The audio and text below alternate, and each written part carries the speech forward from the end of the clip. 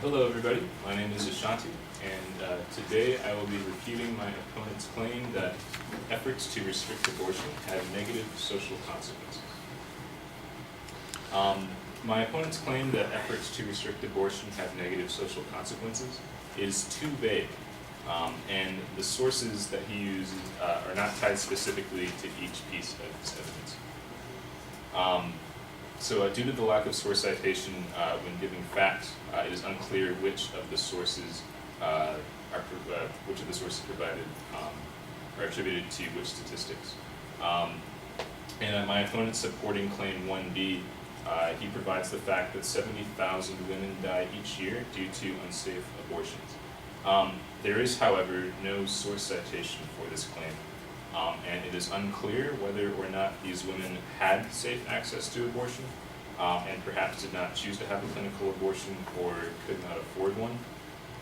It is also not stated whether or not these women had any sort of pre-existing medical condition that may have contributed. In my opponent's supporting claim 3C, there is no connection placed between the claim that 70,000 teen girls who die for pregnancy and whether or not they have access to safe legal abortion. In addition, even legally performed abortions can have negative impact or negative health impacts on teen girls. According to studies performed by the Center for Disease Control, in fact, teen girls are more likely to experience health complications even from clinical abortions, such as infections, excessive bleeding, damage to reproductive organs, as well as negative emotional or psychological responses, such as but not limited to regret, anger, eating disorders, depression, and suicidal thoughts. I instead propose that, more specifically, efforts to restrict abortion make abortions unsafe.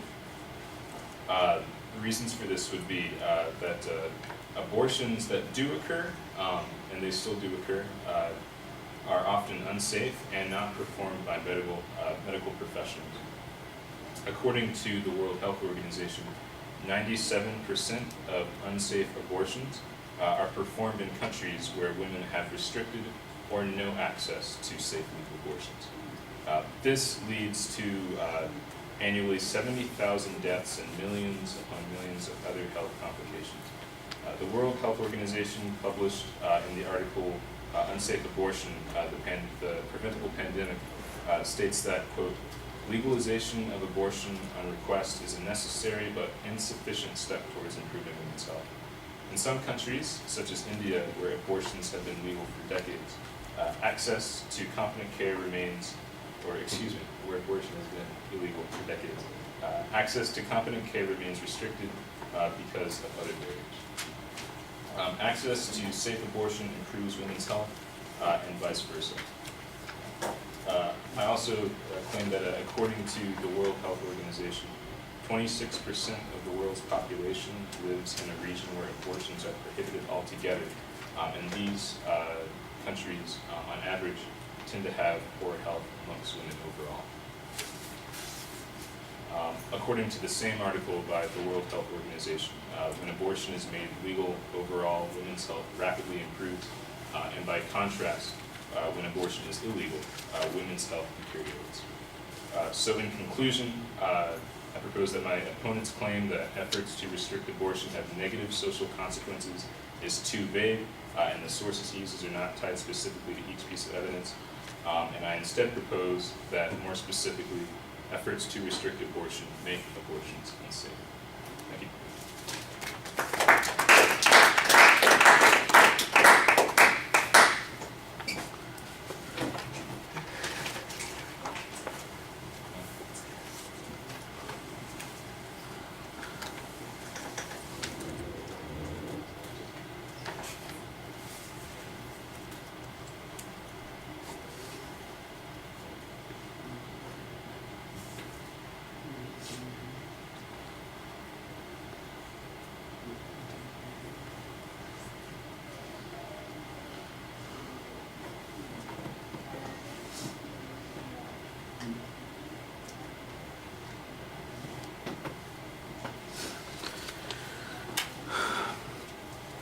Right, well, you label the main claim. The secondary claims only get partially labeled as you provide responses to, like, the third point, the C point underneath that. Otherwise, the supporting issues don't really get very clearly developed. You respond to particular pieces of evidence, and it seems strange to me, for instance, that you argue on the first piece of evidence that you're responding to that there's not enough detail on the 70,000 people who died due to the unsafe procedures, when later on in the argument, you basically use the exact same statistic to prove your point, and it seems to identify what the source of the problem is right there. It's the same 70,000 people. So we're not talking about restrictions in the United States, we're talking about worldwide restrictions, and the reasons appear to be the things that you talk about. The fact that the advocate didn't specify them doesn't mean that they don't exist. It just means that it's a little bit ambiguous. Well, that makes it a critique of the argument as opposed to a refutation of the argument. In other words, this is a reason why he didn't make a good argument, but it's not a reason why the argument isn't true or why we shouldn't reach the conclusion that the advocate is presenting. And I think that that's problematic because the assignment is really about refuting the argument.